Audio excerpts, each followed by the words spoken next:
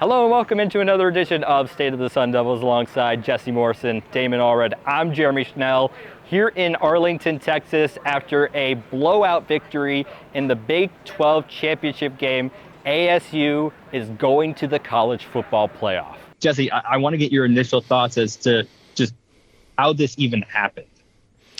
Okay, so obviously here's my whole take on this. This is just unbelievable. It hasn't really sunk into me yet. I don't really know what to even think. I had zero plans of ASU going to the college football playoff this year, and here they are going to the college football playoff. The two teams I follow the most in college football are Arizona State and Virginia Tech, where I'm from, near Virginia Tech. Virginia Tech had a great roster coming back. I thought they were going to be the team that I follow the most that goes to the playoff this year. I thought they were going to be really good. Never in my wildest dreams did I think that the team that I cover, Arizona State, was actually going to go, just based off of the fact that they had 6 combined wins over the past 2 years and had a whole investigation and everything just wrap up last year, or actually this year, honestly, with the show cause penalties. It's insane because, Damon, you've heard Kenny Dillingham say this. He even said it himself after this game. He had no idea that this team was going to be this. And he didn't, not to say that he didn't believe it was going to do this, but he didn't think that they were capable of even having the confetti come down here in Arlington. Right. It was just so hard to imagine. And yet you kind of go back and replay it all in your head and you think through it. And I think everything just played out the way things made sense. You know, if you look at it, like this Iowa State team, they were really good. Obviously, the first quarter was a real dogfight.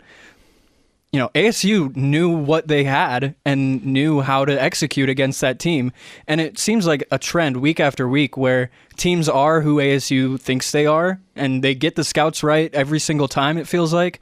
And just to be able to put on the beating that they put on today in such a really a coronation type of moment for not only Cam's Heisman hopes, but really Kenny Dillingham's, place in Arizona sports, the pecking order. I mean, even National Coach of the Year props possibly for Kenny Dillingham. Yeah, I mean, he's got a great shot at that now.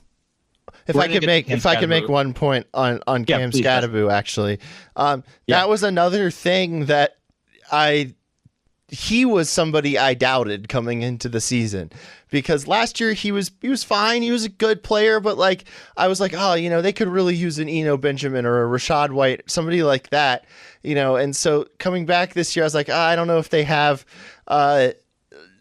like that really good running back. The bell cow. And then, that bell cow, I thought it was kind of going to be a running back by committee deal. I thought Kyson Brown might even end up getting more carries than Cam Skattebo, and Cam Skattebo has been so unbelievably surprising. The difference between him last year and this year is talk about just growth year over year. And they mentioned him getting, into better shape, and that's the key, I think, for him. And he's just been awesome. Obviously, in today's game, 16 carries, 170 yards, 2 touchdowns. Also had 2 catches for 38 yards and a touchdown. He's done it all this year. He's just been incredible, and I think he's really the main reason. And I don't think he should win the Heisman. I still think it should be Travis Hunter or Ashton Jeanty, but I think that he deserves to be there next week, because here's the thing. Travis Hunter has played in 12 games. Cam Skattebo has now played in 12 games. So it's equal. I think he should be there. I really do. Yeah, and you mentioned the work that he put in to get into better shape. I think you can look at the quarterback and see Sam Leavitt's improvement over the entire season, a product of putting in the work. And it goes back to what Kenny says, have more fun working harder than anyone else in the country. Like that slogan is more than just a slogan. It's like the lifeblood of this team, it feels like. Yeah, and if we're going to spell out Heisman, would we put the 4 in for the A? That's what some people were talking about on Twitter. I don't know. But here's what I'll say about Cam Skattebo. And Burns and Gambo actually had this discussion earlier in the week. I mean, he's could be a top 5 Sun Devil of all time, just of what he's done in this 2 years, winning a conference championship, first time since 1996. ASU's won a conference championship, first time since 1996 that they have 11 wins, and he was their best player. He has a case to be a top 5 Sun Devil of all time. He's up there as far as the football team goes, at least, with the likes of he's up there with the likes of Danny White and Jake Plummer, Jake the Snake, and Pat Tillman. In terms of what he means to the Sun Devil Nation. Yes. Yeah, they're just really. I mean, as far as just on the field, I'm not going to obviously say that Cam Skattebo has done what Pat Tillman did off the field, but. Just as far as on the field, yeah, I mean, he's up there with, the Curly Culps of the world, like the really, really good legendary Sun Devils on this football team. The mythical figures, really. Yeah. I mean, he's. I don't think ASU's really ever even had a player that's been super in the Heisman conversation. Somebody, if anybody wants to comment, Jake was close. Yeah, if anybody wants to comment, and tell me who's more of a historian than I am, N'Keal Harry should have. Please do. Okay. Here's what I'll say though about Cam. If he does what he did today, and we haven't even talked about playoff scenarios yet, guys, and obviously they're in, but where they're going to be, we'll know more tonight. If he continues doing what he did today in this football game, listen, sky's the limit for this team. If he could put this team on his back, no one's stopping that.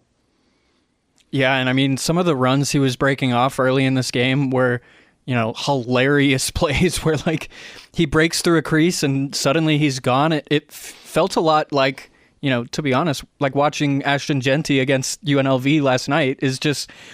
You break through a hole and, there's nothing a defense can do. I'm tired of Boise State. Enough with Boise State. So let's get into it, Jeremy. Yeah, why don't we get into it? But It's a good segue. I do want to get into the game, Jeremy, so get us into that at some point. Yeah, let's do CFP real quick. Okay, here's what I'll say. Boise State, they only won by 14 points yesterday. ASU won this game by... How many points? Let's see, 45 26. to 19. I went to journalism school. I don't know how much. Anyway. 26. 26, Jeremy, yeah. 26 is greater than 14. That's good math. ASU demolished Wyoming. Boise State passed Wyoming.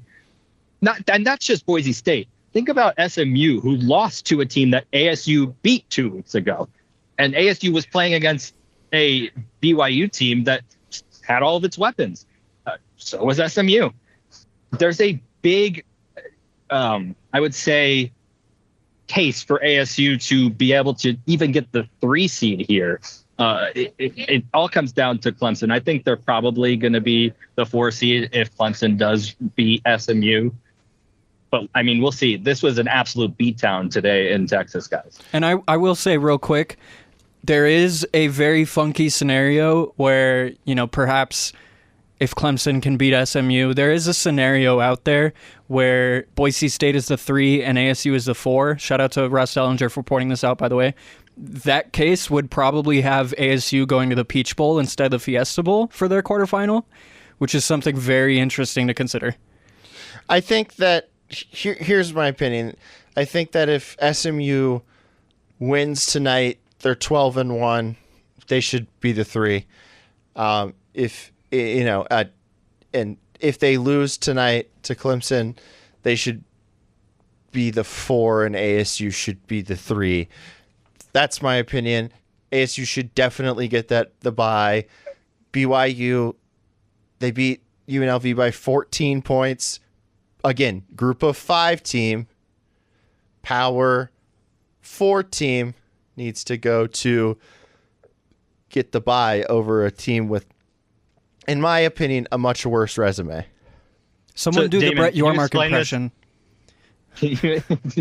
Can you explain this again? If they're the 4 seed, do they go to the Fiesta Bowl? And if they're the 3 seed, they would go to the Peach Bowl? So it's all geographically based. The top seeds go to the thing that's geographically closest to them.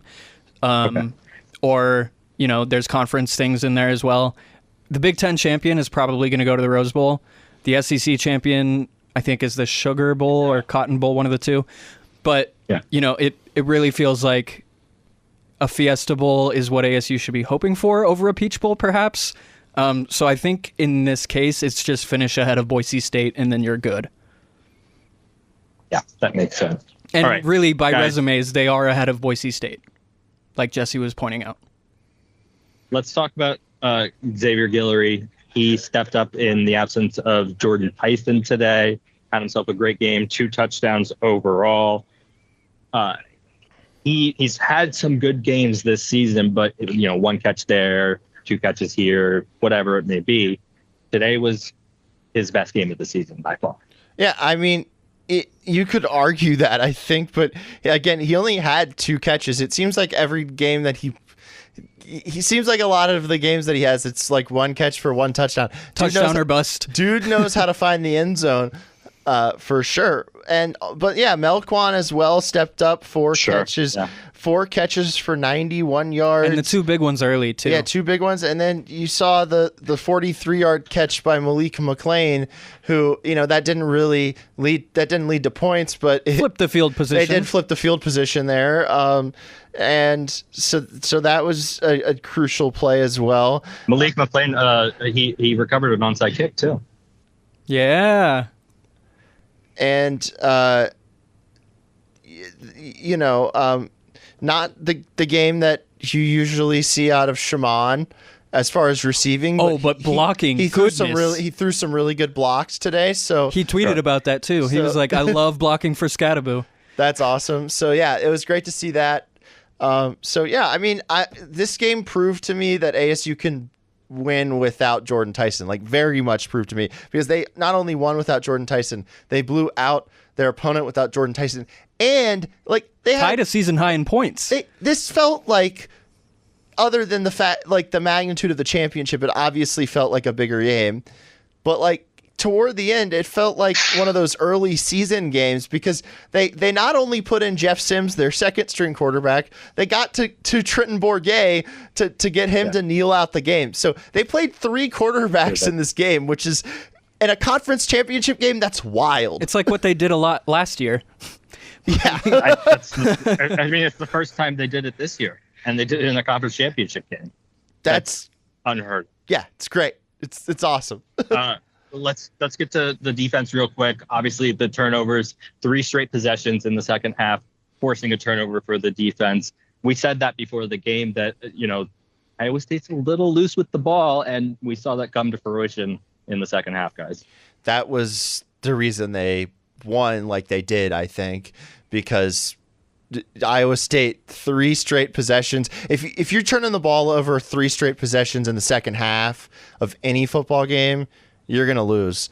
And that's what happened. And each time they turned it over, it just felt like it was further and further demoralizing the Cyclones. And then ASU just scored off those turnovers and really capitalized on those opportunities. And also shout out Karsten Kiefer for making a field goal early in the game. Oh, that was a big kick. But the turnovers, for me, it reminded me of what Kenny talked about during the halftime speech against U of A that went viral about twist the knife. We've seen an ASU team come out of the locker room at halftime and come out a little flat, but these last 2 weeks now, we've really seen them come out and twist the knife and show that they are the team that played in the first half. And I think that this amount of complimentary football, amount of 60-minute football, obviously today was more like 45-minute football, but to be able to get a game like that and a performance like that, I think is really impressive and shows that ASU is in fact one of the hottest teams in the country right now. It very much felt to me, honestly, kind of like that Wyoming game where they got turnovers back to back, I believe, and that really helped them in that game, and it helped them here to just really put this game away. Now, obviously, they're going to be playing again this season, and that means that Shamari Simmons is going to be out for the first half of the next game that they play in, because he got a targeting penalty. It was borderline, in my opinion. The players post-game also agreed that it was borderline. I'm so mad about that. It looked like he tried to bring his head up before he made the tackle. And in my opinion, incidental contact with the helmet. But, hey, what does this do for them going into the next game, not having Shamari Simmons in the first half? So Simmons is like one of the leaders of this defense, and that's going to mean a lot to not have that. But at the same time, we've seen injuries and, ejections and things like that get down on ASU and them just be galvanized by it instead, because they're like, okay, things are more up against us than they were before. That's okay. We've had things up against us all the time. We're just going to go out there and execute. It's a next man up mentality. We see Caleb McCullough step up and make plays. I'm sure we'll be able to see, Kyan McDonald was the nickel earlier in the year who stepped up. This might be another chance for him to do so again. But really, if that's a targeting penalty, then I don't know what we're doing playing football, because that was just an instance of, an unblocked rusher coming through and just hitting the quarterback. And it's not like he took a special wind up before landing the blow or anything like that. It was just a straight up football tackle. He's running full speed at you. If you can't allow hits like that in football, then we shouldn't be playing the sport, honestly. I kind of disagree just a little bit. I think that he did kind of jump forward a bit, and I thought I saw him lower his head, not try to lift it up. That's just my opinion. He tried to lift it up. But here's my thing about it being the Rocco Becht, he lowered his head too. Yeah, Rocco Becht lowered his head too. And I think that kind of created the helmet to helmet. So I think this was one where you just don't call it. But if that Miles Rouser play from the Texas State game isn't targeting and this is, I'm just so confused what the rule is. And what they need to do, because the rule is so not black and white, what they need to do is just, you're suspended for the rest of the game. That's you're ejected for the rest of the game. No matter what point of the game it is. This whole you're going to miss the first half of the next game, it's a bit much. We can change this, or maybe a flagrant, or not like a flagrant one, flagrant two. Flagrant one, targeting one, targeting two. It just needs to change. It's a weird rule that it's just such a judgment call, and people have different ideas of what targeting is, I feel like. And so it's just kind of who you've got making that decision each time. And it's just I don't get it personally. Listen, champagne problems. We're still talking about a football team that's going to continue to play on December 7th. If that's the most of our worries at this point with this team, I think we're going to be fine. Sucks that Shamari's going to miss the first half of the next game. Friend of the show. Yeah, friend of the show. Friend of the show. Yes, absolutely. But listen, I want to give away game balls before we get out of here, guys. I'm going to make a rule. Can't give it to Cam Skattebo. Yeah, he already got the belt. He got the belt. Yeah, he won MOP, most outstanding player. I'll give mine to, if we can just start right off, I want to give mine to Malik McLean. Just for yeah, I mean, for that to be your first catch on the season in the biggest moment for your team in this century at least, and maybe going further back than that, I think that, for him to show up and make the impact that he did, I think is incredible. The way he practiced this week, knowing that there was a chance for him to play, I thought that you could see some extra pep in his step. And, I mean, he just totally capitalized when it was his time. I'm going to give mine. I'm going to do two. I think it's okay to do two. Can't do that. You can't do that. No, I can't. Okay. Got to pick one. Okay, I got to pick one. All right. Then I'm going to go with Keith Abney for his interception. I thought that I got to give it to somebody on the defense this week. Some good plays for Keith. Yeah. Keith was kind of all over the field today. I noticed that. Quickly, tell me your honorable mention. My honorable mention's Melquan, 4 catches, 91 yards, and the fourth down. He had a punt return for 1 yard. Listen, I said quickly. I didn't need you to expand on it. I'm giving my game ball to Jamin Robinson. He was outstanding. Forced fumble, very good in coverage, fantastic today. We're all picking some guys on the defense here that really showed out, and I was really impressed with his game today. An all-time level eye roll when he got the flag for pass interference also. Yes. Guys, that's going to do it for this edition of State of the Sun Devils. Thank you so much for listening and watching. You can follow us on all forms of social media. At AZ Sports Devils is where you can find us. Hey, we got more football to watch this year. That's all you could ask for as a Arizona State fan if you are an Arizona State fan. And we're going to be here covering it all for you. You can follow us on all forms of social media, like I said. Jesse's going to have all of the information for you on those things. He's our social media guru. He helps us out there. Damon's articles are all over ArizonaSports.com and the Arizona Sports app. He did an incredible job today, and I really appreciate you guys. You did an incredible job today, Jeremy. No, stop it. Yeah, I really appreciate you guys, and yep, that's going to do it. Thank you so much for watching and listening from Dallas or Arlington, whatever you want to call it. What is this again? It is Arlington, Texas. This has been Jeremy Schnell for my good friends Jesse Morrison and Damon Allred. We'll talk to you soon.